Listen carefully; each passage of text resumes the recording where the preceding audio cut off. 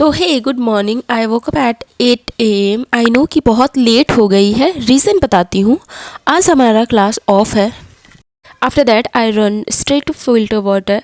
और आज की वीडियो होने वाली है कि how to cover backlogs.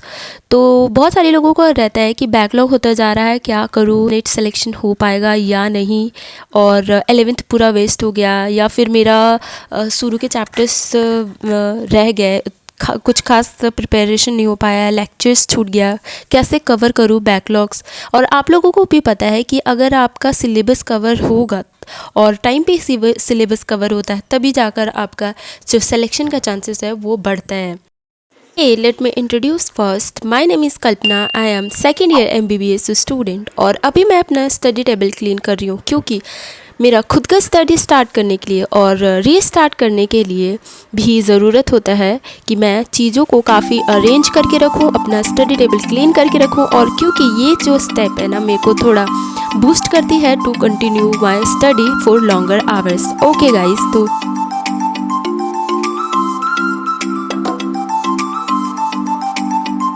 Backlog होना काफ़ी कॉमन है, क्योंकि मैं रिलेट कर सकती हूँ। एक टाइम था जब मैं खुद आपकी जगह पे थी। हम कितनी भी कोशिश कर ले टीचर्स के साथ कोऑर्डिनेट करने की, अपनी सिलेबस अप टू डेट करने की, कहीं ना कहीं हम चूक ही जाते हैं। हमारा कुछ ना कुछ चैप्टर्स या कुछ टॉपिक्स बैकलॉग रह ही जाते हैं।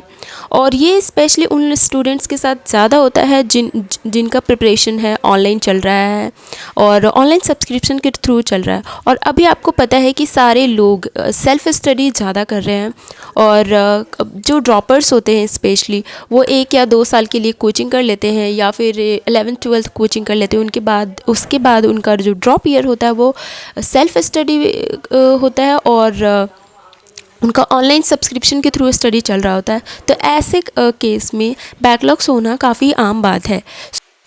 I will share my tips that how I used to cover my backlogs when I was preparing for NEET UG।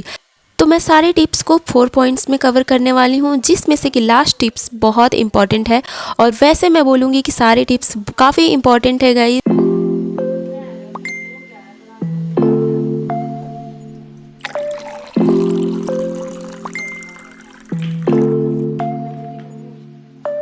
आपको मिस्टेक नहीं करना है। तो सबसे पहले टिप नंबर 1 है make a to do list.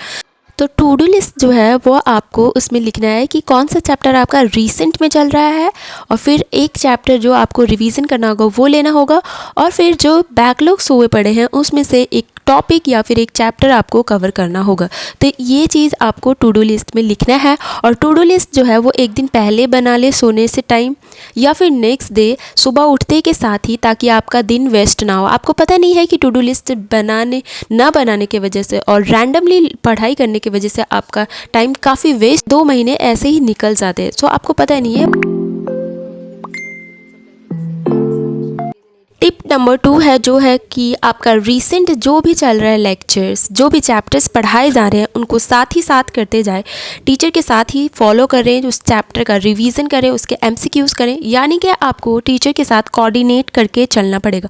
बहुत सारे लोग क्या करते हैं कि बैकलॉग्स ही कवर करते रह जाते हैं, और जो रीसेंट के चैप्टर्स या लेक्चर्स चल रहे हैं उनको वो कवर नहीं करते हैं और उन पर ध्यान नहीं देते हैं, सिर्फ बैकलॉग्स में लगे रहते हैं। तो एट द एंड आपको रियलाइज़ होगा कि आप बैकलॉग्स भी अच्छे से नहीं कर पाए, और जो चल रहा था वो सब चैप्टर्स भी बाद में आपका बैकलॉग्स में ऐड होते गया।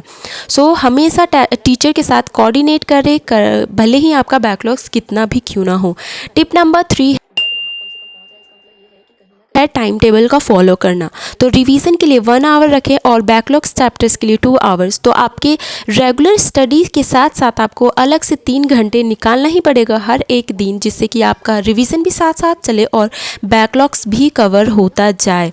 क्योंकि अगर आप डिसिप्लिन्ड होकर नहीं तैयारी करते हैं तो आपका सिलेक्शन का चांस जो है वो कम होते जाता है, और आपको पता है कि कंपटीशन में कितने सारे लोग हैं। टिप नंबर 4 है जो कि है सबसे ख़ास, और वो है कि जब भी आपको बैकलॉग्स कवर करना है तो हॉलीडेज़ जो होते हैं उसमें आप ट्राई करें कि आपका मैक्सिमम से मैक्सिमम बैकलॉग्स कवर कर ले। जैसे कि अभी रिसेंट में दिवाली हॉलीडे चल रहा था, छठ पूजा हॉलीडे चल रहा था, तो या फिर आपका सैटरडे संडे छुट्टी चलता है, लेक्चर्स नहीं कराए जाते हैं, क्लासेस ऑफ। तो ऐसे दिन का आप बेटर यूज़ कर सकते हैं बैकलॉग्स कवर करने में।